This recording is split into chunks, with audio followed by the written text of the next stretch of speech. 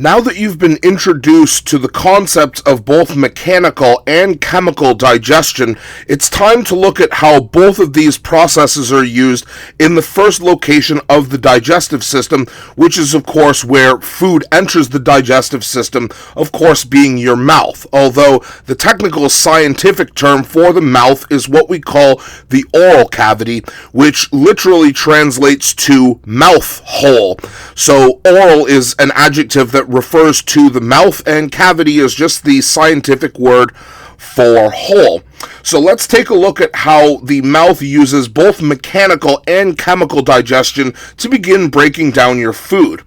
Now, most people understand that the mouth primarily uses mechanical digestion in the form of chewing, although once again, as biologists, we have a specialized word that refers to the scientific process of chewing, which is the process known as mastication. So if you want to describe what the mouth is doing in the process of eating, you can say that you are masticating your food when you use your teeth in order to mechanically break your food into smaller pieces, and depending on what type of teeth you are using, you can describe distinct processes in mastication, not just in human mastication, but in the mastication used by other animals as well. For example, if we look at the four top and bottom teeth right in the front of the jaws of a human, a wolf, and also of horses' jaws, we can see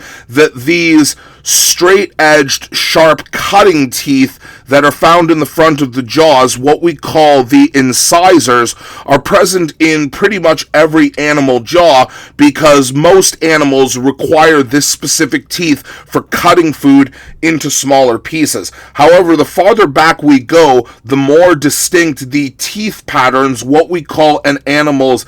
dentitions, are going to be. For example, if we look at the wolf's jaw, we can see that there are four very prominent teeth, which again technically exist in the horse's jaw, although they are much smaller and less obvious and almost unrecognizable in human jaws. These are what we call your canine teeth, often literally called dog teeth, because the word canine literally means anything referring to a dog. And of course, the reason why the wolf has much more prominent canines than either humans or horses do is that canines are used for gripping and tearing meat off of a dead carcass, something that is more commonly done by carnivores than organisms that are historically more likely to be herbivores. Now, if we look at the back of the human and particularly the horse's jaw, the overwhelming majority of human and horse teeth are what we call molars, which are flat teeth that are used for crushing and grinding food, primarily plant matter, but we can see that the dentition of wolves is completely different because they don't have molars at all. They have specialized teeth that are used for slicing because they primarily eat meat. The point is that by comparing the tooth composition, the dentitions of different animals, we can make inferences about what the diet of an organism is. So now that we've finished covering the mechanical digestion that is done through the process of mastication, it's time to look at the chemical digestion,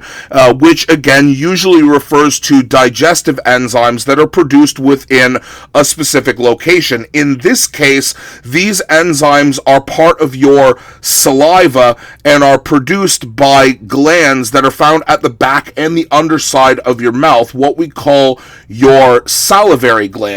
And the salivary glands are rather interesting because the salivary glands are actually activated by your nervous system. One of the ways that you can instantly identify that you are hungry is when the nervous system begins to increase saliva production, causing your mouth to get wet. Now, obviously, you're not going to be hungry all the time, and producing saliva constantly is a waste of water when you're not eating, and therefore, when the body is full or not in an eating mood, the nervous system sends a signal to decrease the production of saliva in order to conserve water. And there are two different functions that saliva serves. We'll talk about the water's function in saliva first, and then on the enzyme itself. So saliva, not surprisingly, is mostly water, and one of the primary functions of water in the body is functioning as a lubricant,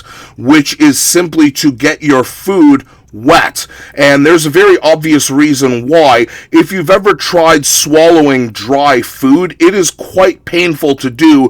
because the food can actually tear at the inside of your esophagus as you swallow, whereas if it's coated in saliva, it reduces the amount of pain that it takes to actually swallow your food. So, water being a major component of saliva is definitely not accidental.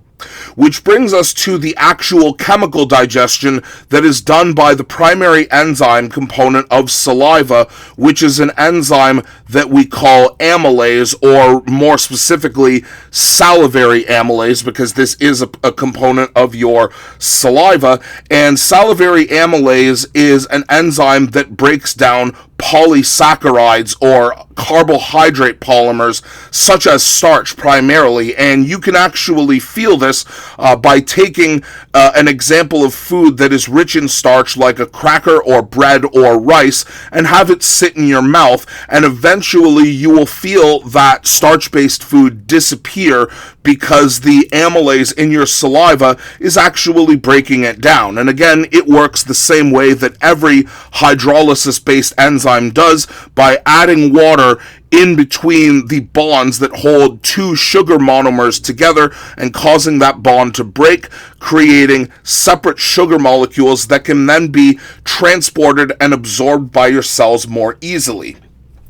Now, the digestion in the mouth actually has a secondary benefit as well, because the amylase in your saliva can actually target carbohydrates that are found in bacteria in the food that you eat. Yes, even food that has been cleaned has bacteria in it, because everything has bacteria in it, and your mouth is the first line of defense because your digestive enzymes, your salivary amylase, can actually break down carbohydrates on the surface of these bacteria in order to help keep your mouth sterile and prevent bacteria from being able to grow in your mouth. So the last important function of the mouth to talk about is how two parts of your mouth, the tongue, the muscle found on the underside of your mouth, and the roof of your mouth, what we call your palate, work together in order to make your food easier to swallow. So let's talk about what exactly is going on. So during the process of swallowing, the tongue actually pushes upward like this, squeezing the lubricated ball of food against the roof of your mouth, thereby, if I can actually spell the word properly, thereby compressing the ball of food in your mouth that has been soaked by water into something that we call a food bolus, which is just a fancy word for a ball of food covered in water that makes it easier to swallow. And when the tongue compresses the food bolus against the roof of your mouth, the bolus is pushed to a special area on the back of the tongue, which is what we call the swallow reflex area. And for those unfamiliar with the term reflex, a reflex is a muscular motion that you don't need to think about. It happens involuntarily, controlled by a specific section of the brain. And as soon as the bolus reaches the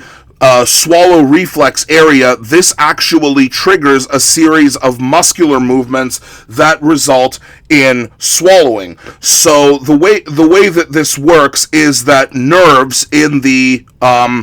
nerves, of course, being cells related to your brain, nerves in the swallow reflex area, once we have that written down here, triggers the muscle contractions of the tongue which again causes the tongue to push upward and backward, triggers the muscles within the tongue in order to push the tongue backward to the back of the mouth and push the bolus into this empty area at the back of the mouth here, which is what we call your pharynx. So the pharynx is the area in the back of the mouth. If you breathe like this, that's actually the location of your pharynx, where air and food are separated to go down different airways. Air, obviously, you want to go down your trachea to end up in the lungs, and the food we want to go backward to the pipe behind the trachea, which is what we call the esophagus, and there are two muscles that prevent the food from going where it's not supposed to go. The first of which is a muscle called the uvula, if I can spell that properly. The uvula is actually found at the roof of the mouth that closes your nasal cavity here, and you can actually control your uvula. That was a vibration of the uvula, which again closes the opening of the nasal cavity so that the food bolus cannot be accidentally pushed up into the nose. Although, if you laugh particularly hard while eating or drinking, I'm sure many people have experienced the sensation of food or drink coming through the nose, and it is most unpleasant. But normally, the uvula is meant to safeguard against this. The second muscle is found down here, right above the trachea here, and this is a muscle that we call the epiglottis, and again, you can actually control this as well.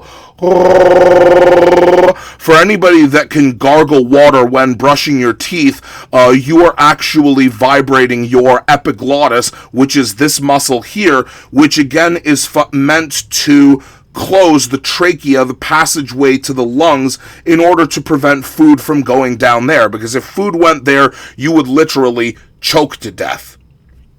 In the next part of this video, we're going to take a little bit of an interest-related aside and look at the role of the tongue as an important sensory organ in the perception of taste.